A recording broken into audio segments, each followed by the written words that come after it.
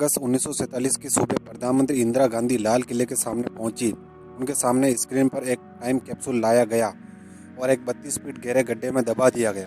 इंदिरा गांधी का कहना था कि इसमें देश की 25 साल की उपलब्धियां लिखी है। वहीं विरोधियों ने कहा इसमें सिर्फ नेहरू इंदिरा परिवार की महिमा मंडल है।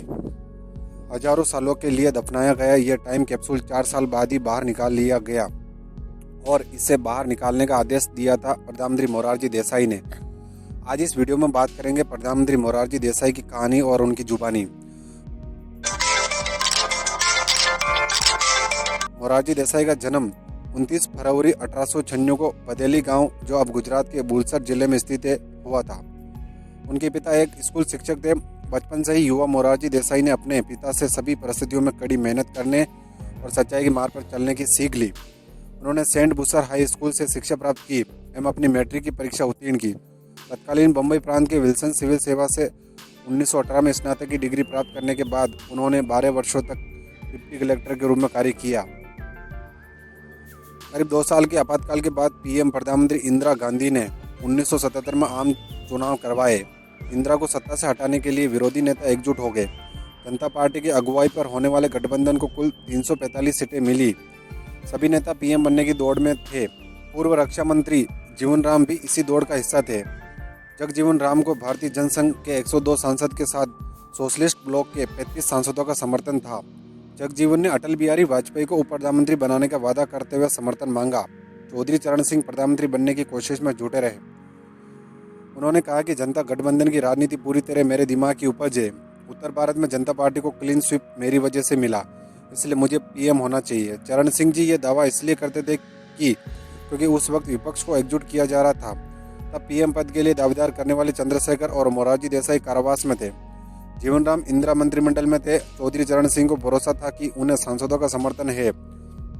लेखक रवि विश्व सवैया शारदा प्रसाद ने कहा है कि मेरे मामा के.एस. राधाकृष्ण गांधी शांति संगठन के प्रमुख थे और वे जयप्रकाश नारायण के सबसे करीबी सलाहकार थे।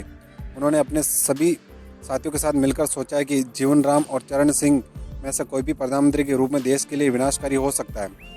ऐसा इसलिए कि वे दोनों एक दूसरे से नफरत करते थे।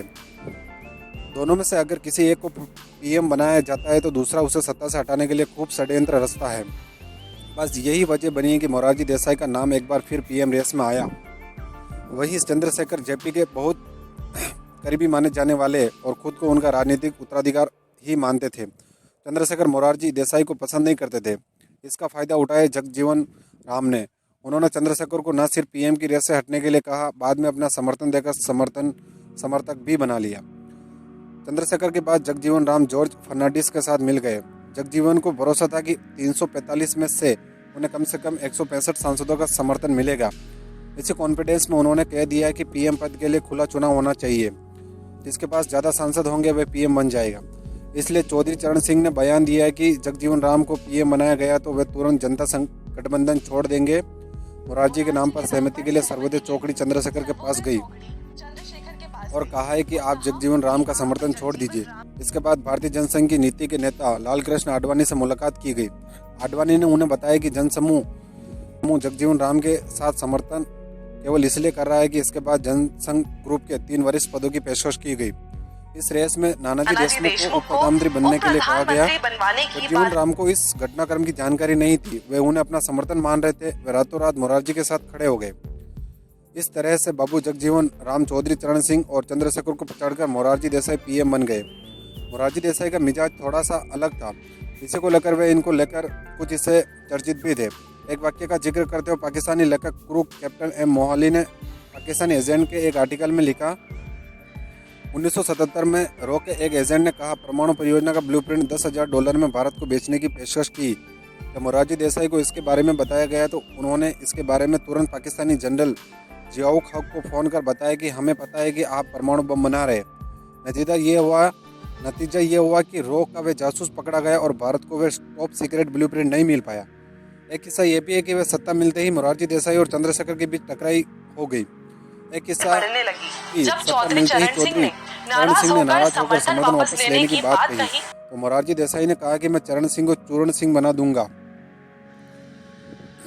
इसके बाद चरण सिंह ने समर्थन वापस ले लिया और मोरारजी देसाई ने 28 जुलाई 1979 को अपना इस्तीफा राष्ट्रपति को दिया। लंबे इंतजार के बाद प्रधानमंत्री की कुर्सी तक पहुंचने वाले मोरारजी देसाई कुल 2 साल 126 दिन ही कुर्सी पर रहे। एक बार 82 साल की उम्र में अपने स्वास्थ्य के पीछे के रहस्य के बारे में पूछा, जिस पर देसाई ने जवाब दिया कि मैं हर सुबह खाली पेट 5 से 8 औंस मूत्र पीता हूँ। हालांकि देसाई चिंतित नहीं थे। उन्होंने मूत्र पीने को प्राकृतिक उपचार बताया। उन्होंने कहा, यदि आप जानवरों को देखेंगे तो आप देखेंगे कि वे फिट रहने के लिए अपना मूत्र पीते हैं। मेरे देश में माताएं बच्चों को पेट दर्द होने पर अपना मूत्र पिलाती है, इसमें कोई संदेह नहीं है। तो ये थी पीएम देसाई की कहानी। आपको कैसी लगी कमेंट कर जरूर बताइए। चैनल पर नए हो तो सब्सक्राइब जरूर करें। धन्यवाद। मिलते हैं अगले वीडियो में।